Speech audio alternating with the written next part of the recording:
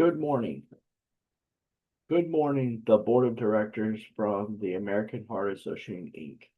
My name is David Farraco, and I am the treasurer for this company. And I am now about to present to you the treasury report for the periods of June 30th, 2024 and June 30th of 2023. Now I'm about to start my slideshow for this presentation.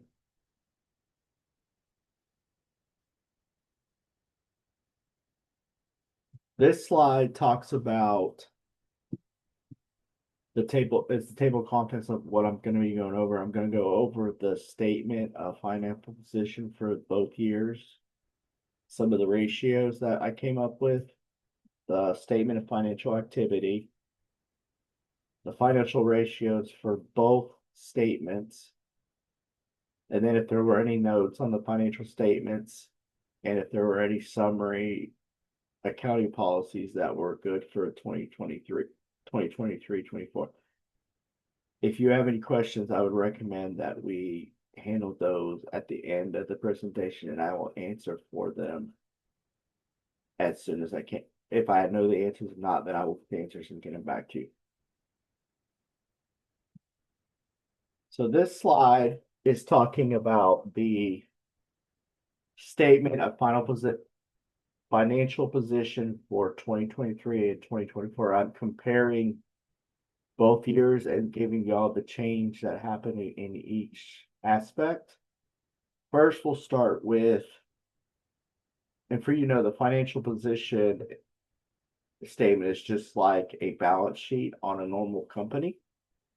So we're going to start with the assets, and I listed these in categories instead of listing them one by one. So what I did is for short term, that should be your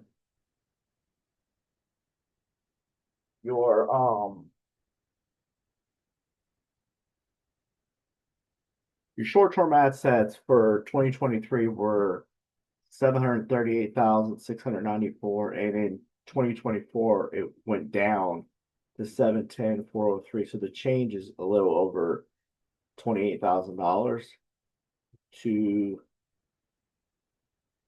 the negative. Your long-term ones are like your investments and that kind of stuff. In your 2023, you are at 956,975, and you went up to 1,115,479. So the difference was 158,504. And your restricted ones are all your assets that you have to use for a certain thing. And in 2023, it was 158,277, and it went up in 2024 to 170,226, which the change was 11,949. So your total assets for 2023 was 1,853,946, and your assets for 2024 were 1,996,108. So the change for total assets for the year was $142,162. So now let's move over to your liabilities. Your liabilities, your short-term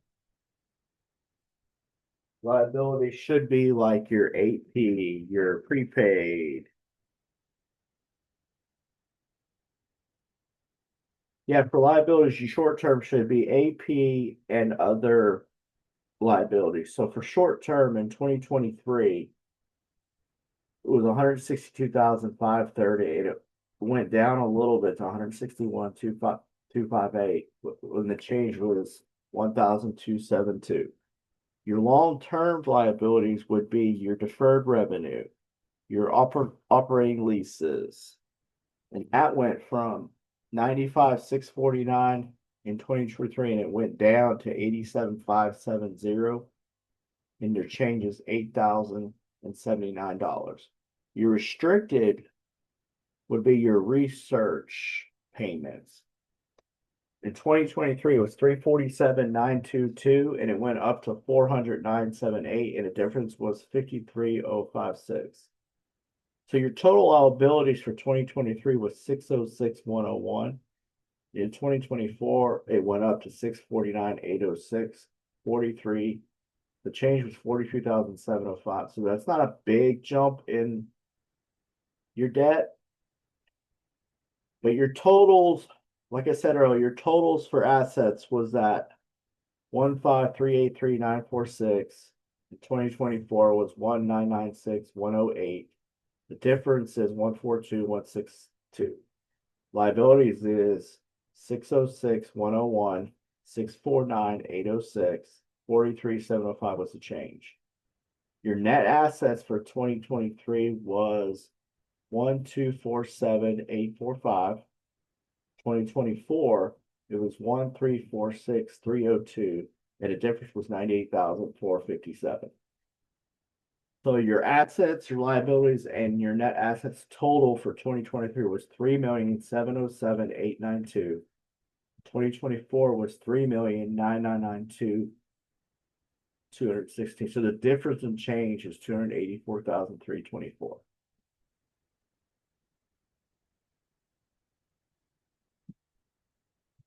This slide is just some ratios that I picked just in general for you to get some type of knowledge on what is going on in the organization. The first one is the net asset ratio. And in general, the higher the ratio is, the organization is generally favorable. So to compute the net asset ratio, you would take your net assets, divide them by total assets, and that gets your ratio. So in 2023, your net assets were 1,247,845, and you divide that by the total assets of 1,853,946. So your ratio in 2023 was 67.3%. 2024, your net assets were 1,346,302, and your total assets were 1,996,108. And you divide that, and your ratio is 67.4%. So really, your change from 2023 to 23 is only 0.1%. The next one I did was the debit to net asset ratio. And that's just taking your total liabilities divided by your net assets, and that gets you your ratio. This ratio should be as low as since it's higher than 30%, meaning liabilities exceed assets. And then I did the current ratio, and all you did there was take your current assets divided by your current liabilities, and that got you your ratio.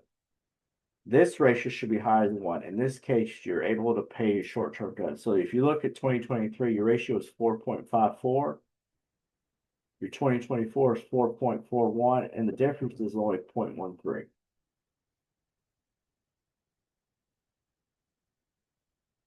Here is the statement of activities for 2023, and I did the same concept as I did for the statement of financial position. I broke it between revenue, expenses, and activity total.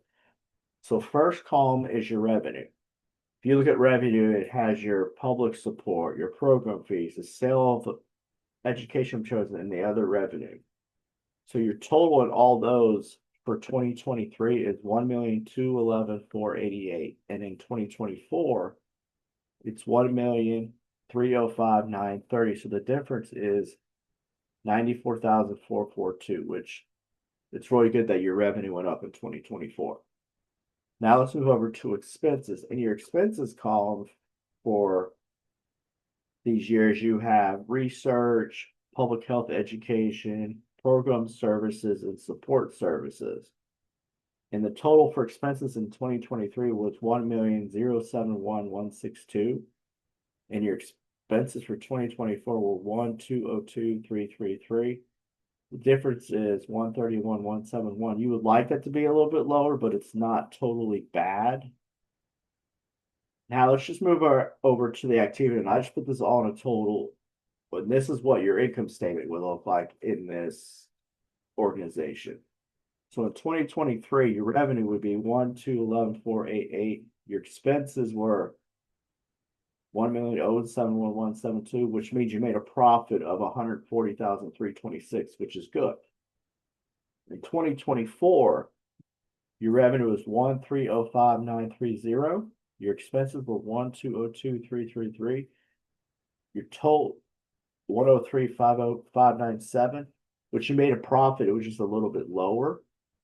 There's nothing too worried about it, but it looks good.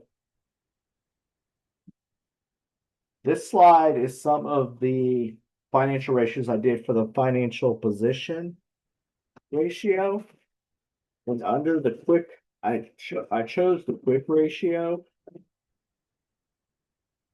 And all it does is take in your cash, you're adding your cash and your AR, and you're getting a total, and then you're divided by current liabilities, and this is your ratio is 4.40 in 2023, 4.23 in 2020. It went down by 0.17.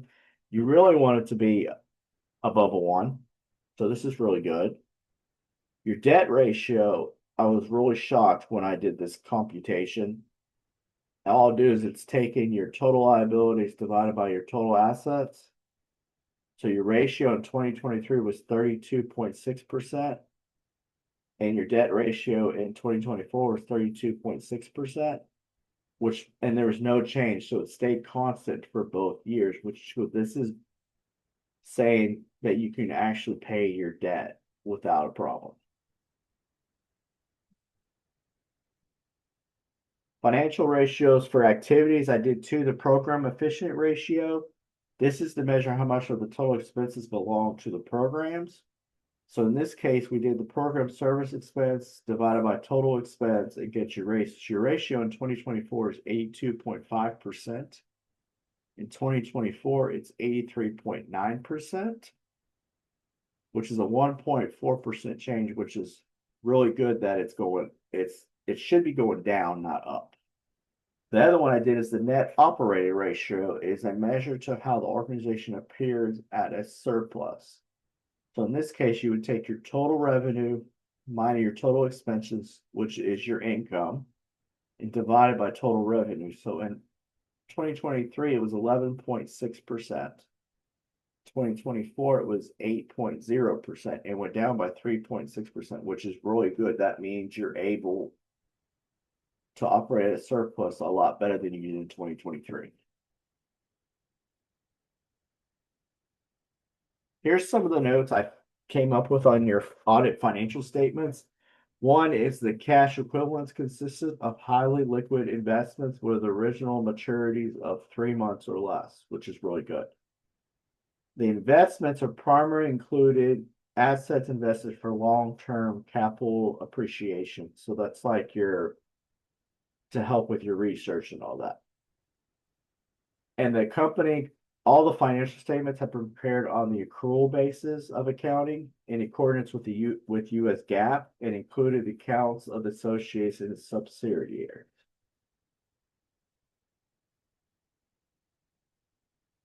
Summary of this is slide of the summary of some of the significant accounting policies that I thought were important. One is the mission. The mission of the organization is to be a relentless force for a world of longer, healthier lives, and is dedicated to ensuring inequitable health for all. Like I said earlier, the basic presentation of the financial statements is prepared on the accrual basis and using GAAP for accounting principles. Also, the organization is funded by research awards and grants. They will use these grants for their big research projects for the organization. And like I said before, most of the investments of the organization are included in the assets for long-term capital appreciation.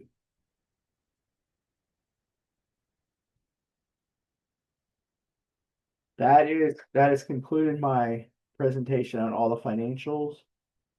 If you have any questions at this time, you can ask them. If you don't have any and you have some day down the later on, you can email the treasurer box at the corporation,